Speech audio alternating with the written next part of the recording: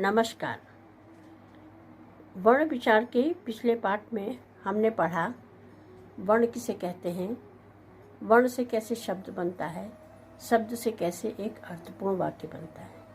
साथ ही वर्णमाला किसे कहते हैं, वर्णों के कितने प्रकार होते हैं, स्वर वर्ण और व्यंजन वर्ण, स्वर वर्ण के कितने प्रकार होते हैं। आज हम वर्णों की मात्रा को पढ़ेंगे। वर्णों की मात्रा या इसको स्वरों की मात्रा भी कहा जा सकता है। हम अब आते हैं स्वरों की मात्राएं।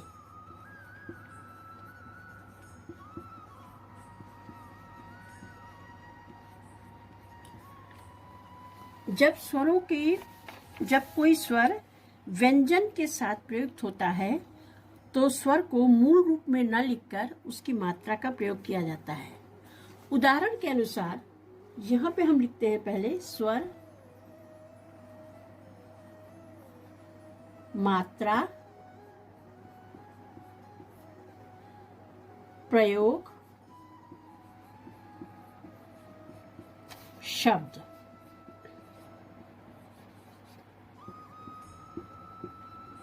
स्वर वर्ण है अ, आ, इ, ई, उ,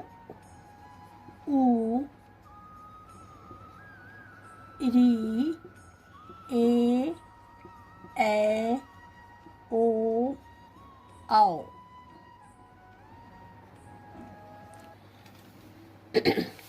मात्रा, आ की कोई मात्रा नहीं होती।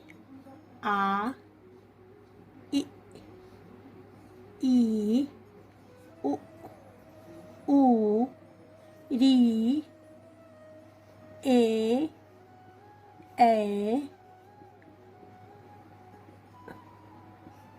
ओ, औ। अब अगर हम इसको प्रयोग करें, हम का वर्ण से ही इसका प्रयोग करते हैं, तो सबसे पहले होगा का में आ की मात्रा का में छोटी की मात्रा की, का में बड़ी की मात्रा की, का में छोटा ऊ की मात्रा कु, का में बड़ा ऊ की मात्रा कु, का में री की मात्रा क्री, का में ए की मात्रा के, का में ए की मात्रा कै, कै में ओ की मात्रा को, और क में औ की मात्रा कौ। अब अगर हम शब्द में आए, का से ही पकड़े तो अ की मात्रा कल, आ की मात्रा काल, छोटी की मात्रा किस, बड़ी की मात्रा कील, छोटा की मात्रा कुल, बड़ा की मात्रा कूद, कृषि, केला, कैसा, कौन और कौन। तो अगर हम स्वरों की मात्राओं को देखें तो अ से क कल, आ का काल, ई की किस, बड़ी की कील, छोटाऊ कु कूल, बड़ाऊ कु कूद, री क्री कृषि, के केला, कै कैसा, को कौन और कौ कौन आता है। अब आते हैं आयोग वह पे। आयोग वह अंग और अह, ये आयोग वाह कहते हैं। इनको क्यों आयोग वाह कहा जाता है? क्योंकि ये ना तो स्वर में ही माने जाते हैं और ना ही इन्हें व्यंजन वर्ण में माना जाता है। ये ना स्वर वर्ण में आते हैं ना व्यंजन वर्ण में आते हैं, इसलिए इनको आयोग वाह कहते हैं। और ये एक विशेषक चिन्ह के रूप में प्रयुक्त होते हैं।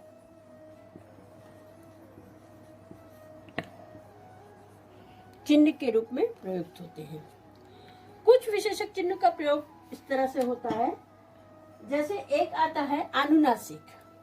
आता है आयुग्म में ही हम देखें, पहले आता है अनुनासिक। अनुनासिक, इसका चिन्ह है चंद्र बिंदु, तो इसे हम चंद्र बिंदु भी कहते हैं। और इसको लिखने के लिए वर्ण के साथ इसका उच्चारण ना से किया जाता है, नाक से किया जाता है, और इसके ऊपर चंद्र बिंदु का प्रयोग किया जाता है। जैसे दांत, चांद, 5 आदि। दूसरा है अनुस्वार।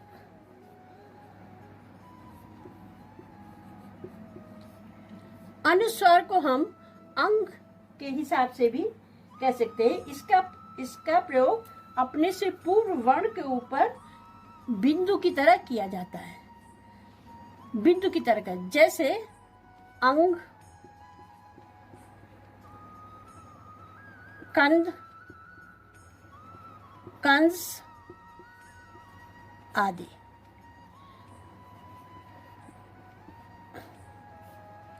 अब है विसर्ग।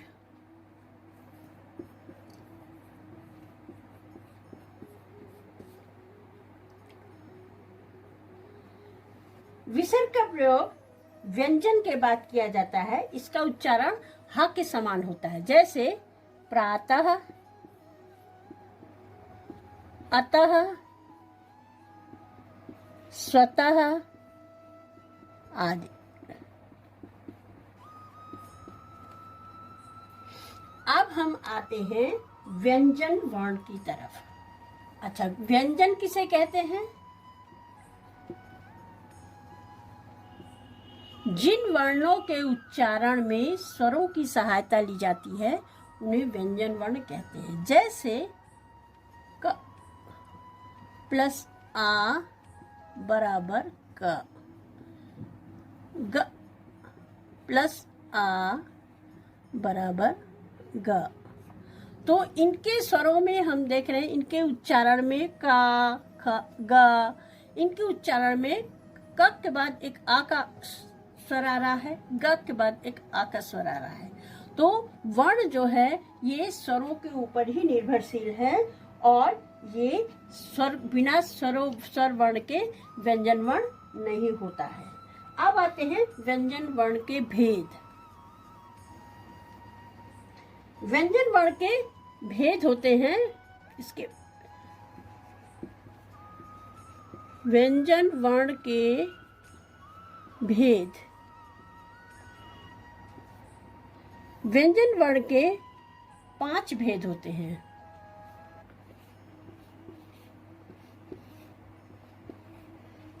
एक है स्पर्श व्यंजन, अंतस्थ व्यंजन,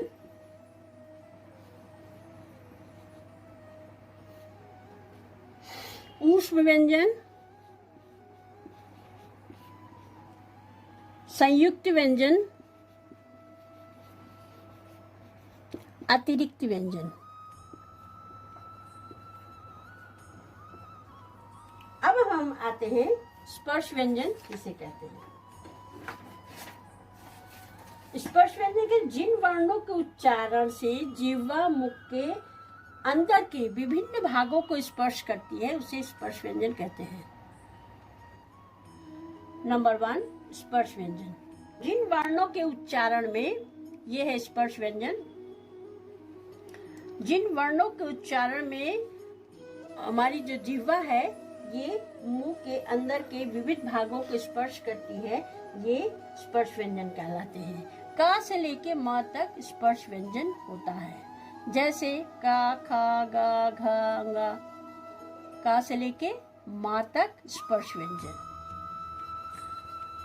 अब आते हैं अंतस्थ व्यंजन।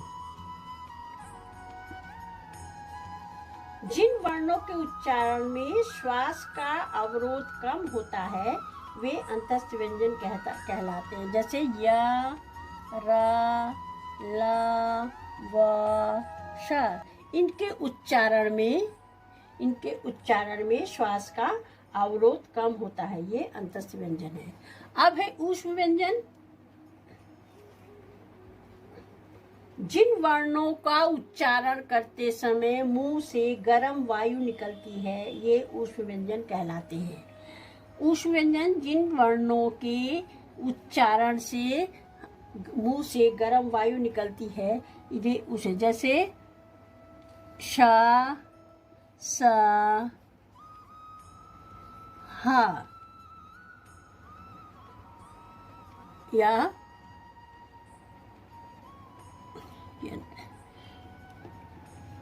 श, स, हा, ये ऊष्म व्यंजन है। संयुक्त व्यंजन।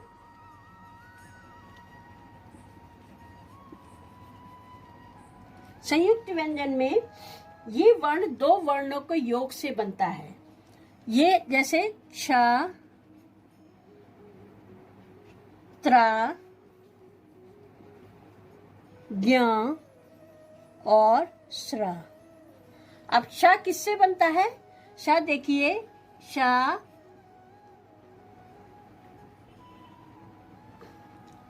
ये बनेगा क प्लस श प्लस आ, ये श बनता है। ता बनता है, त्रा बनता है ता प्लस र प्लस आ, त्र। ज बनता है ज प्लस य प्लस आ, और श्र बनता है श प्लस र प्लस आ, श्र। और अतिरिक्त वर्ण जो है, ये अतिरिक्त वर्ण में आपके ड़ और ढ़ आते हैं।